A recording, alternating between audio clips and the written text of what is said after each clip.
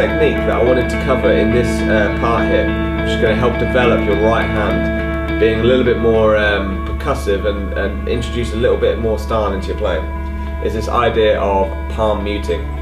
Palm muting is a technique whereby your palm mutes the strings. If you rest your palm over the sound hole, or if you're on an electric just before the end of the neck here, and you try and strum without resting across all the strings, you'll get a sound like this. Nothing, basically. You've got your fretboard here, you've got the strings being muted by your palm. What happens though, if we line up a chord, and we line up an A major chord here, and we try and strum, you get nothing. But what happens as you move the right hand slowly backwards and you strum, some of the note starts coming through. So if I strum from here, have a listen to how it sounds as I move my hand backwards. Slowly, the bass notes come through, and then you get all of them really low. And as I move it back,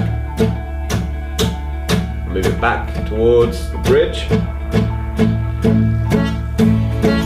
Now, the point at which the notes start coming out is different on different guitars. It's up to you to try this experiment. Line up a chord, strum from there, muting all the strings, and slide back until you start getting a nice percussive sound like that, the palm mute, the classic palm mute sound. Great on an acoustic, great in rock playing, great in pop playing.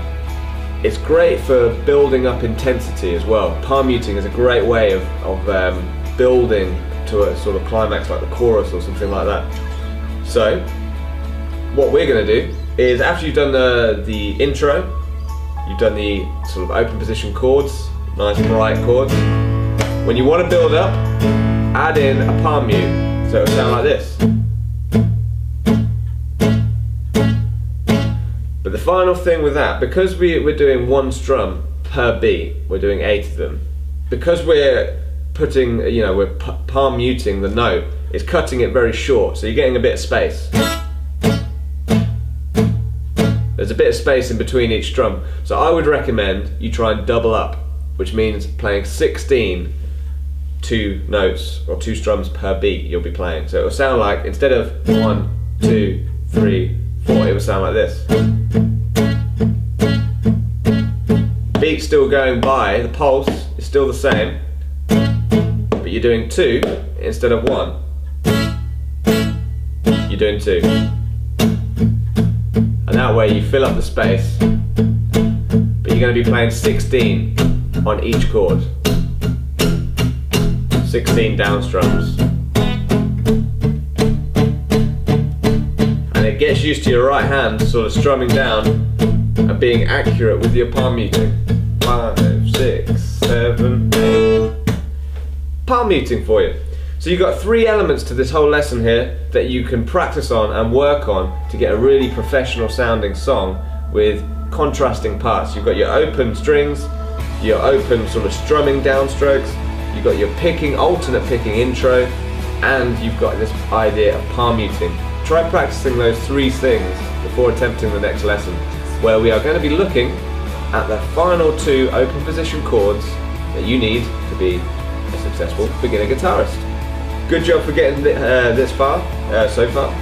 Remember, if you enjoyed the lesson, don't forget what I always say at the end of most lessons is keep it free by sharing it. Share it on Facebook, share it with friends or family or anyone who might be picking up a guitar and might get a bit of value out of these lessons. Remember, it's totally free, and you can head over to the website and sign up to be a member, where you get a lot of privileges like the exam that you can take. There's also forums where you can get help, and you can also shape the future of Pearson.com by submitting your own lessons. Feel free to post up a comment. I'll try and read all of them and get back to you with an answer. There's also, I forgot to mention, on the website, live chat with me that will happen.